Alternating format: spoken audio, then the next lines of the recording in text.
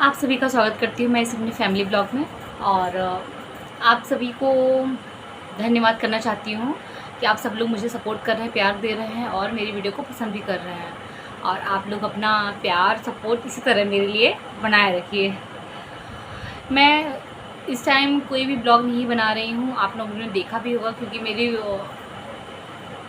मेरा कोई भी ब्लॉग नहीं आ रहा, क्योंकि मैं बहुत ही बिजी चल रही थी उस टाइम पे, इसलिए मैंने कोई भी ब्लॉग नहीं बनाया है।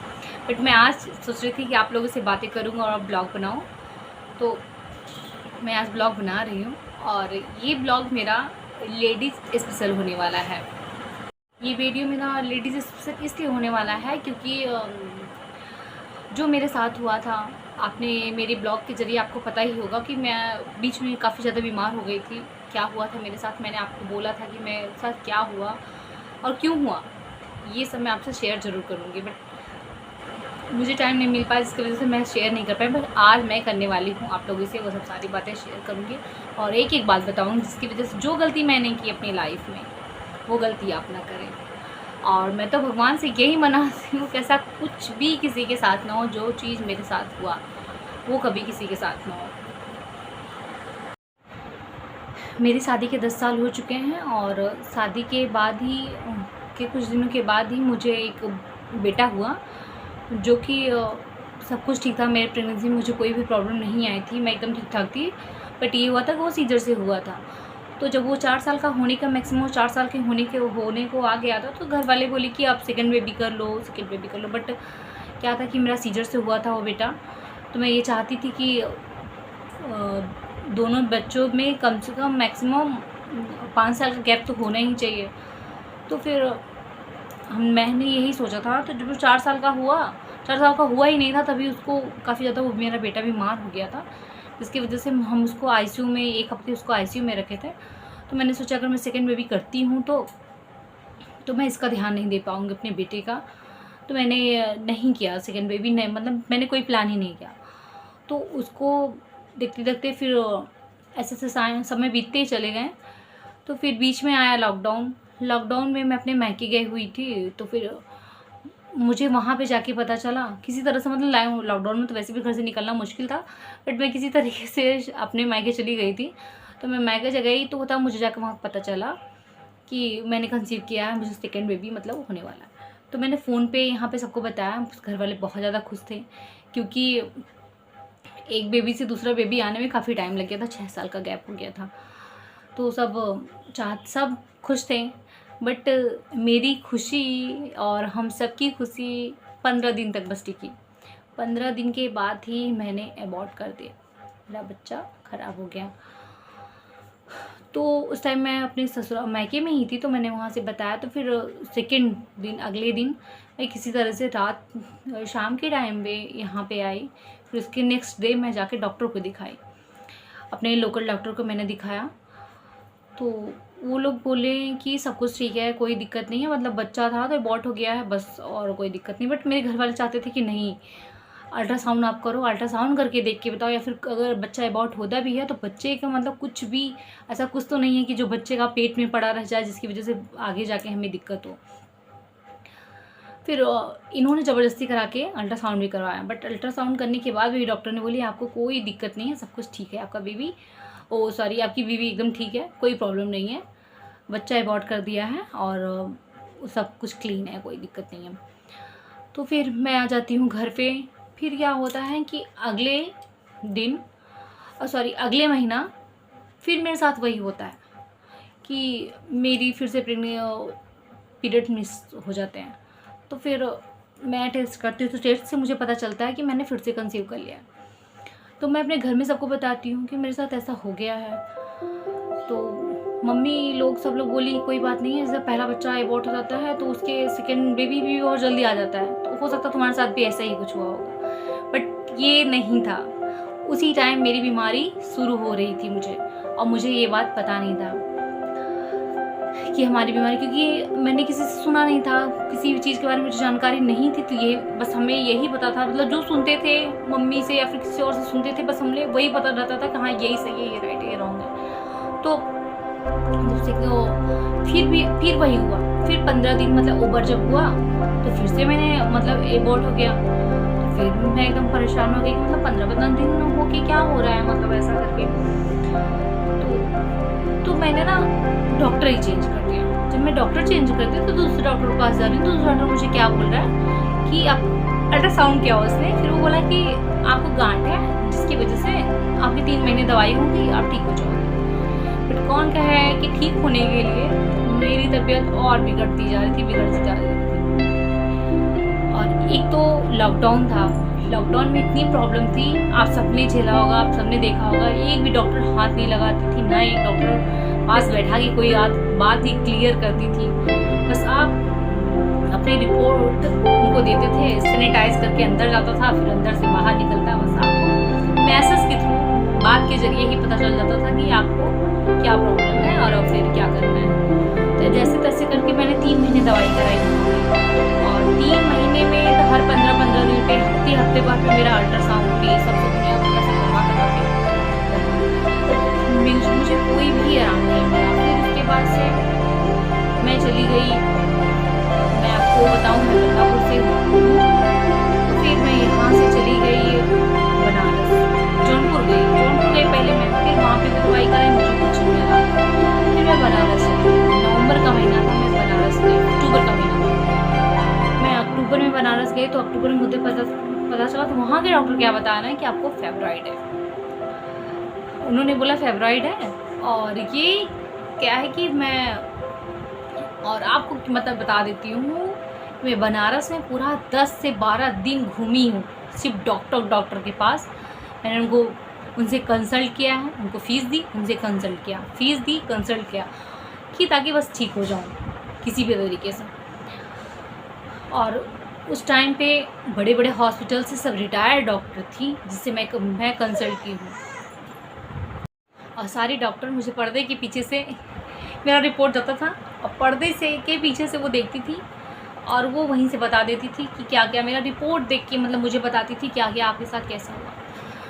बट फिर एक डॉक्टर, बनारस के एक डॉक्टर को मैंने उससे मतलब हम कंसल्ट किए, तो वो बोली ठीक है आपको फेब्रॉइड है, और ये लेट्रोस्कोपी से हम निकाल देंगे। तो ऐसा उन्होंने कहा, तो हम भी सोचे चलो ठीक है।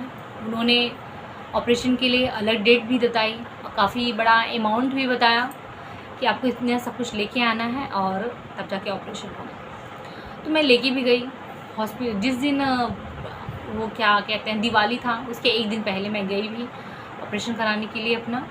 बट मैं वहाँ जब जाती हूँ तो मुझे पता चलता है कि ये आपका लेट्रोस्कोपी से ऑपरेशन नहीं होगा, आपका यूट्रस ही बाहर निकालना है। भैया हम लोग बहुत डर गए, और खून भी मांग रही थी वो कि ब्लड भी चाहिए, क्योंकि हो सकता है बॉडी से ज़्यादा खून निकल जाए तो हमें ब्लड की भी ज़रूरत पड़ेगी। तो फिर हम वहाँ से, पता नहीं क्या दिमाग था, हम वहाँ से चले भी आते हैं। उनके तो जब ऑपरेशन कराना तो अपने नज़दीक के डॉक्टर से कराएंगे। जौनपुर में, मैं बनारस मतलब मैं बदलापुर से हूँ, तो मैं बनारस गई हुई थी। फिर मैं आके जौनपुर में सोची कि जौनपुर में अगर यूट्रस ही निकालना है तो हम जौनपुर में आके क्यों ना निकलवाएं, ताकि मेरा घर भी पास में रहेगा। क्योंकि जौनपुर में मेरा बनारस में कोई मेरा पहचान का नहीं था, तो इसलिए मैं यहाँ पे ही आना सही समझी। तो मैं यहाँ पे आती हूँ, जौनपुर के डॉक्टर भी देखते हैं मुझे, बोलते हैं मैं ठीक हो जाओगी, ये है वो, मतलब उन सब ने भी बहुत कुछ बताया। जौनपुर की एक लेडीज़ डॉक्टर थी, उन्होंने मुझसे बोला कि आप इस सब के बीच में मेरे साथ क्या था कि मुझे दर्द बहुत ज़्यादा, मेरी तकलीफ़ बहुत बढ़ गई थी, मुझे दर्द बहुत ज़्यादा होने लगा था मेरी बॉडी में। क्या बॉडी में क्या मतलब आप समझ सकते हैं, मुझे तकलीफ़ शुरू हो गई थी, इसकी वजह से मैं बिल्कुल चलने फिरने में भी असमर्थ हो गई थी। मैंने एकदम बिस्तर पकड़ लिया था, मुझे 2 महीने खाना खाए हो गया था उस टाइम पे। और फिर मैं वहाँ पे एक डॉक्टर, जौनपुर के एक डॉक्टर कहती हैं आपको मेडिकल कॉलेज जाके दिखाना चाहिए, शायद आपको आराम हो जाए। तो मेरे हस्बैंड अपने फ्रेंड से, कोई इनका फ्रेंड था, उससे बात की, तो वो वहाँ पे लखनऊ में उन्होंने इनसे बोला कि आप लखनऊ आइए। मैं लखनऊ एक डॉक्टर के पास गई, वहाँ पे भी मेरा MRI हुआ। एक बार तो मेरा जौनपुर में MRI हुआ था, तो उन्होंने फेब्रॉइड बताया था। फिर जब जाके मैं वहाँ पे लखनऊ में कराती हूँ अपना MRI, तो वहाँ के डॉक्टर मुझे कुछ और भी बताती हैं। तो वो मुझे भेज देती हैं मेडिकल कॉलेज भेजती हैं। उनकी एक फ्रेंड थी, उनके ज़रिए मैं जाती हूँ उन्हीं डॉक्टर के पास जाती हूँ। बट मैं वहाँ जब जाती हूँ तब मुझे जाके पता चलता है कि यहाँ वहाँ के चक्कर में मैंने अपनी बीमारी को कर ली है एकदम से ख़राब, जो कि अब बहुत ही क्रिटिकल कंडीशन में मैं आ चुकी थी। और किसी तरह से चलते चलते तो मैं गई थी ज़रूर, लेकिन मेरे टेस्ट होते होते हॉस्पिटल तो वहाँ पे काफ़ी टाइम लगा था। क्वीन मैरी है, किंग जॉर्ज के जेमू में का एक पार्ट है क्वीन मैरी लखनऊ में। मैं क्वीन मैरी में एडमिट थी। वहाँ पे मेरी जांचें ही सिर्फ 1 हफ्ते 15 दिन में जांचें हुई। और फिर जाके तब डॉक्टर ने बताया कि इनको ट्यूमर है, और ऐसा ये ट्यूमर है कि अगर ये ज़्यादा दिन रहता है बॉडी में, मतलब एक गांठ है जो कि ट्यूमर का रूप लेने को तैयार है, और ये अगर ट्यूमर बन जाएगा तो ये फिर कैंसर भी बनने में ज़्यादा टाइम नहीं लगेगा इसको। बस यही सब था। मेरे घर वाले जब सुने सब लोग बहुत ज़्यादा डर गए थे कि सब जाँच से सब कुछ ये पता चला। तो फिर तब से मेरा ट्रीटमेंट चालू हुआ वहाँ पे। और ट्रीटमेंट मेरा किस चीज़ का हुआ, कैंसर का।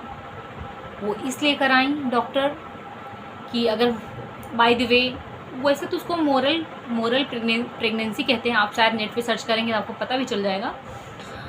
तो उन्होंने मुझे बताया कि अगर हम इसको कर देते हैं तो बाई चांस पूरी लाइफ में आपको इन सब तरीके का कोई भी, एक बार आपको कष्ट ज़रूर होगा, बट पूरी ज़िंदगी आप निश्चिंत होकर जिएंगी, रहेंगी भी। और हम लोगों ने उनसे बोला भी कि अगर ऐसा ना करके सिर्फ आप मेरा यूट्रस निकाल दें तो कोई दिक्कत है। उन्होंने बोला नहीं, आपको यूट्रस में कोई दिक्कत ही नहीं है। जबकि मैं जितनी भी डॉक्टरों को यहाँ पे दिखाई थी, सब ने बोला था मुझसे कि आपको यूट्रस में दिक्कत है, जबकि वहाँ के डॉक्टर ने बोला नहीं, आपको यूट्रस में दिक्कत ही नहीं है। तो यूट्रस के नीचे के भाग में मुझे थोड़ा सा प्रॉब्लम था। वो जो गांठें थी, वो गांठें मेरी काफ़ी, यहाँ वहाँ के चक्कर में, आपको रियल बात बताऊँ, यहाँ वहाँ के जाने के चक्कर में मुझे बीमारी बन गई, जो कि ऐसा कुछ था नहीं।